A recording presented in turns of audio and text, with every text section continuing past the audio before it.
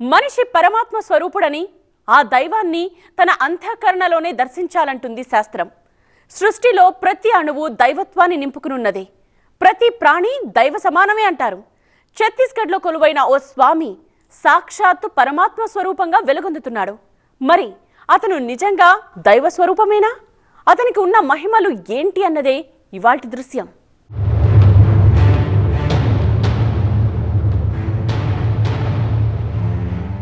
చిన్నతనంలోనే ఆధ్యాత్మిక బాట పట్టాడు.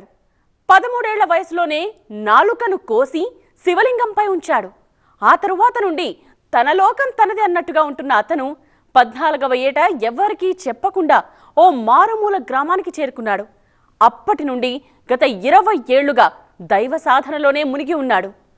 ఎండ, వాన, చలి ఇవేవి అతని యోగ నిద్రకు అడ్డుగా మారలేదు. అంతేకాదు, అర్ధరాత్రి సమయంలోనే ప్రజలకు దర్శనమిస్తూ బాబాగా ప్రాచుర్యం పొందాడు.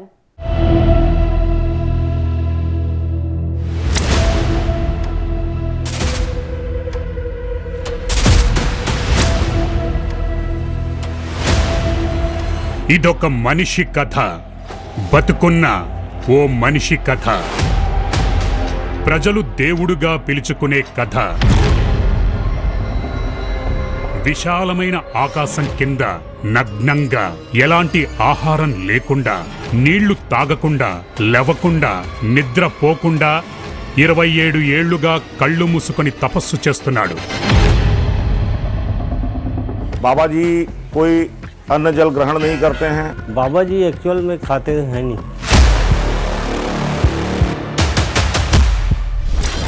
విశ్వాసం, నమ్మకం ముందు వైద్య శాస్త్రం వాదన చిన్నదని నిరూపించే చోటును ఛత్తీస్గఢ్లోని రాయ్గఢ్కు చెందిన బాబా సత్యనారాయణ ఆశ్రమం అంటారు.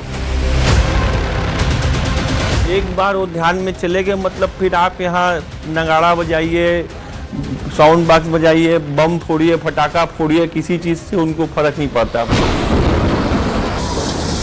ओले गिरते हैं तो भी उनके ऊपर नहीं गिरते हैं। చలి వణికించదు, వర్షం ఇబ్బందిగా మారదు, ఎండ తీవ్రత ఏమాత్రం హాని అనిపించదు. ఇది ఏ మనిషికి అతీతమైంది కాదు. మరి ఎవరితను?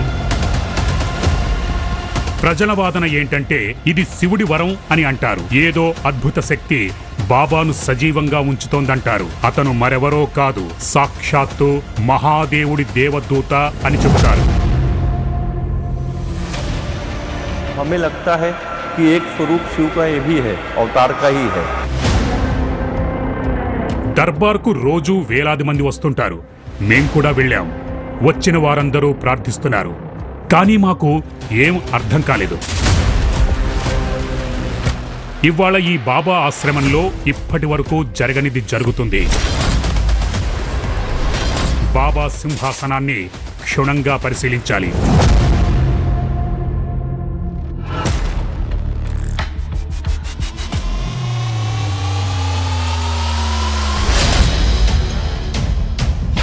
వైద్యుల ప్యానెల్ పరిశీలించాక మెడికల్ సర్టిఫికెట్ను జారీ చేస్తుంది. చివరగా బాబా సత్యనారాయణ తనకు సంబంధించిన ఈ రహస్యాన్ని స్వహస్తాలతో రాసిస్తాడు. అందరికీ గట్టిగా చెబుతాడు. उन्होंने लिखा है कि मैं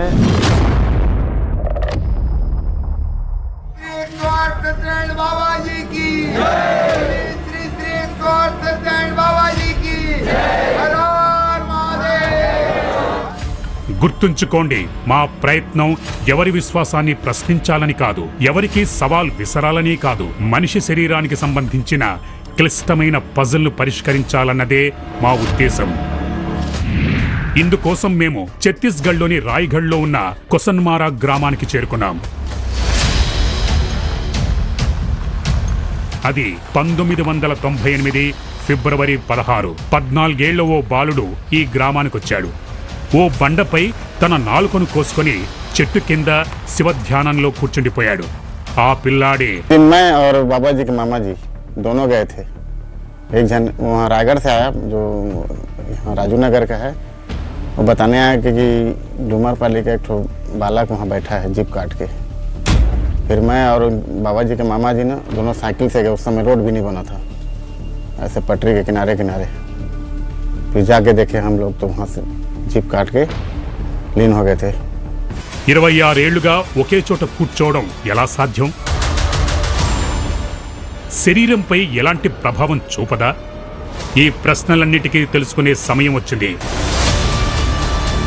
ఆ ప్రాంతవాసులకే కాదు, ఇరుగు పొరుగు రాష్ట్రాల ప్రజలకు కూడా అదొక పవిత్ర స్థలం.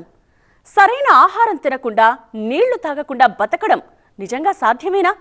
ప్రజలు చెప్తున్నట్టుగా అతనిలో ఏమైనా దైవశక్తులున్నాయా అని మేము తెలుసుకోవాలనుకున్నాం. డాక్టర్ల బృందంతో అతన్ని పరీక్షించడమే కాదు, ఆ పరిసరాలను కూడా పరిశీలించాం. హఠయోగి సత్యనారాయణ బాబాలో ఉన్న తెలియని శక్తిని చూసి మేము ఆశ్చర్యపోయాం. తిరిగి మేము ఆశ్రమం వైపు పయనమయ్యాం.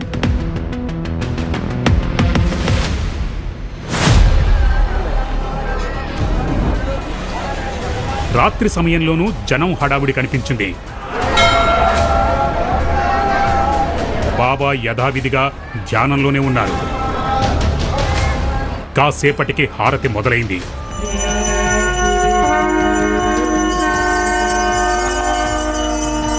అర్ధరాత్రి 12 గంటలవుతోంది.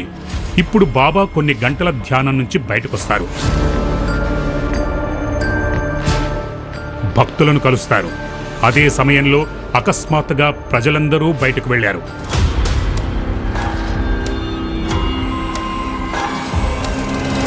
రాత్రి 12 గంటలకు ధ్యానం విరమిస్తారు. గంట పాటు ఏకాంతవాసంలో ఉంటారు. ఆ సమయంలో కొంతమంది సేవకులు తప్ప ఎవ్వరూ ఆశ్రమంలో ఉండరు.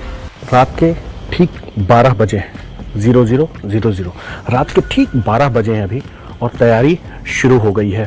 यही वो वक्त है जिस वक्त में बाबा ध्यान से बाहर आते हैं और इसके लिए हम सुबह से इंतज़ार कर रहे हैं। सुबह के 7 बजे हम इस परिसर में आ गए थे और तब से लेकर अब तक हम इंतज़ार कर रहे हैं। और इसकी एक विधिवत प्रक्रिया है। पहले दिए जलाए जाते हैं, उसके बाद एक और दिया होता है जो विशेष रूप से उस जगह पर ले जाकर रख दिया जाता है और एक पानी का ग्लास होता है ख़ास तौर पर जो बाबा के पास रखा जाएगा और रखते ही वो ये समझ जाते हैं कि अब ध्यान से बाहर आने का वक्त हो गया है। నీళ్లు నింపిన గ్లాసును ఎందుకు పెడుతున్నారు? బాబా నీళ్లు తాగరు. మరి ఇదేం చూద్దాం.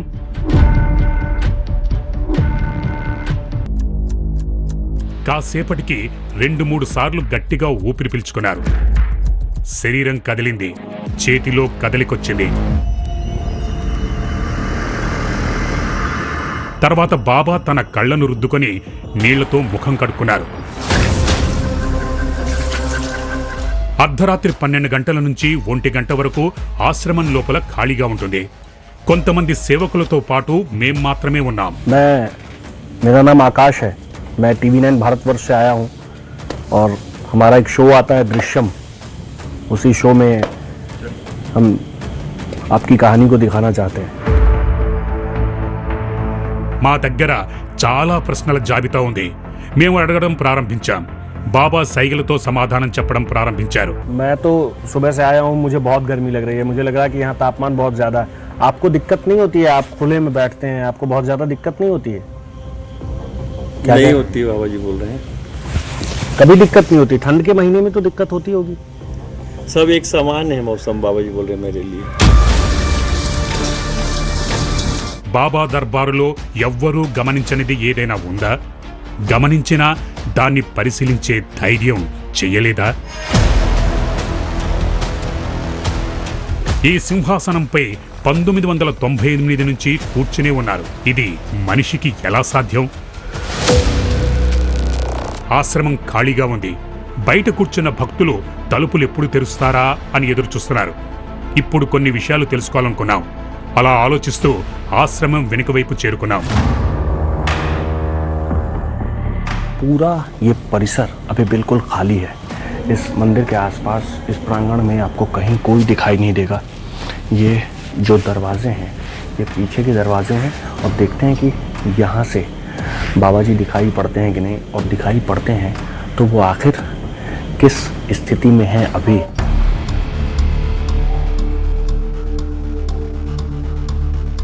ఇలా చెయ్యడానికి ఒక కారణం ఉంది. కొందరు వ్యక్తుల వాదన ప్రకారం అర్ధరాత్రి 12 నుంచి 1 గంట సమయంలో ఆశ్రమంలో సేవకులు తప్ప మరెవ్వరూ లేని సమయంలో బాబా తనకు శక్తినిచ్చేది ఏదైనా తింటారన్నారు. मैं देख पा रहा हूँ कि बाबा बिल्कुल वैसे ही बैठे हैं, बिल्कुल वैसे ही बैठे हैं. మేము చాలాసేపు చూశాం. ఉదయం నుంచి చూస్తున్నట్టుగానే ఉంది. బాబా కాసేపు మౌనంగా ఉండడం, లేదంటే సైగలతో మాట్లాడడం చేశారు. यहाँ से जो नजर आ रहा है वो अपने आप में ही हैरान करने वाला है. बाबा बिल्कुल अकेले बैठे हैं. अभी आसपास ना तो उनके सेवक हैं, ना तो कोई भक्त है.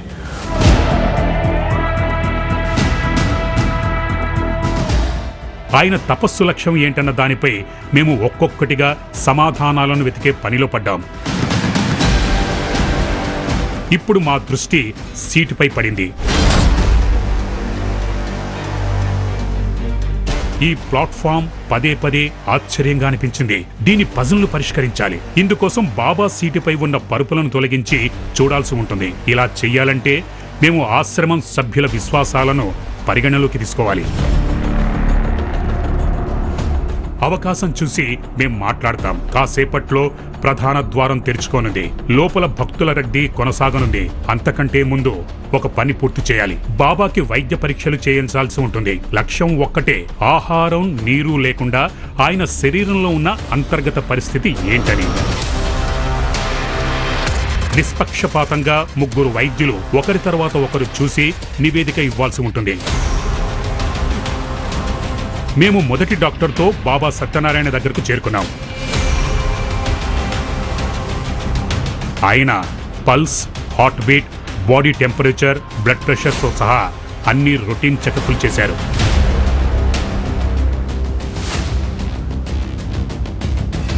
ఒక్కొక్కరుగా మిగతా 2 డాక్టర్లు కూడా చెకప్ చేశారు. ఇప్పుడు నిజమేంటో ఖచ్చితంగా బయటకు వస్తుందని మేము ఆశాభావంతో ఉన్నాం.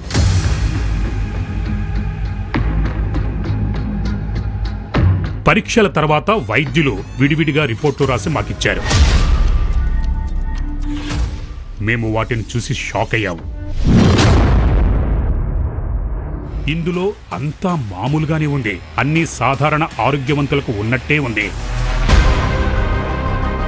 कंडीशन तो बिल्कुल नॉर्मल है और इनका बीपी, पल्स, रेस्पिरेशन सभी एकदम नॉर्मल पर्सन जैसा ही है. కానీ ఇది ఎలా సాధ్యమవుతుంది? ఆకలి, దాహంతో ఉన్న శరీరం ఇంత ఫిట్గా ఎలా ఉంటుంది? బాబా ముందు వైద్య పరీక్షలన్నీ విఫలమయ్యాయి. మా దగ్గర చాలా తక్కువ సమయం ఉంది. ఈ టైంలోనే బాబా సీటు కింద ఉన్న ప్లాట్ఫామ్ను పరిశీలించాల్సి ఉంది. ये मुश्किल से 1.5 मीटर, इसकी लंबाई 1.5 मीटर होगी. और जब इसको नीचे से देखेंगे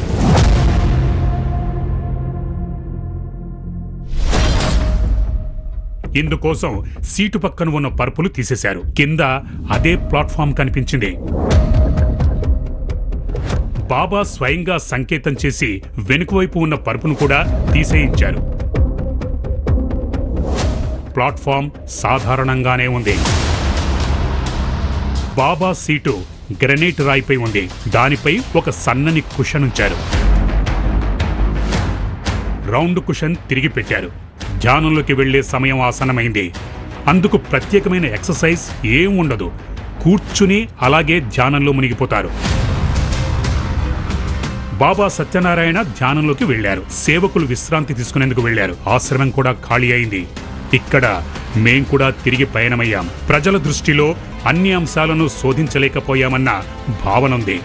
అయినా మేము ఎందుకు సంతోషంగా ఉన్నామంటే అందుకు గడియారం ముళ్ళును కాస్త వెనక్కు తీసుకెళ్లాల్సి ఉంటుంది.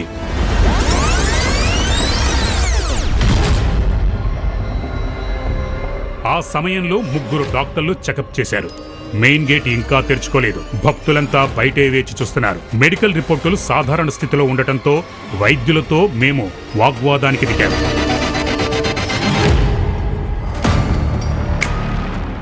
అప్పుడు బాబా మమ్మల్ని దగ్గరికి పిలిచారు. పేపర్ మీద ఏదో రాశారు. ఆ పేపర్ను మాకిచ్చారు. అందులో మాతో పాటు అందరికీ ఒక సందేశాన్ని ఇచ్చారు. बाबा जी ने मुझे कहा था कि आप जब यहाँ आए हैं तो मैं कुछ आपको लिख कर बताता हूँ जो मैं कहना चाहता हूँ. तो उन्होंने लिखा है कि मैं बहुत सामान्य तपस्या कर रहा हूँ, मैं नॉर्मल तपस्या कर रहा हूँ भगवान शिव का. विज्ञान को चुनौती नहीं दे रहा हूँ और कोई चमत्कार का दावा भी मैं नहीं करता. ఇదే కారణం ఆశ్రమాన్ని విడిచిపెట్టి మేము సంతృప్తిగా వెనుదిరగడానికి. ఎందుకంటే మేము ఇవ్వాలనుకున్న సందేశాన్ని బాబానే స్వయంగా రాతపూర్వకంగా ఇచ్చారు. బాబా తపస్సు విషయానికొస్తే ఆహారం నీరు లేకుండా జీవించడం, హఠయోగం అనేది మన దేశంలో ఉన్న పాత సాంప్రదాయమే. దాని ఆధారంగా ఋషులు ఆధ్యాత్మిక సాధనలో ఉన్నవారున్నారు. ఆ సంప్రదాయం నేటికీ కొనసాగుతోంది. स्वार्थ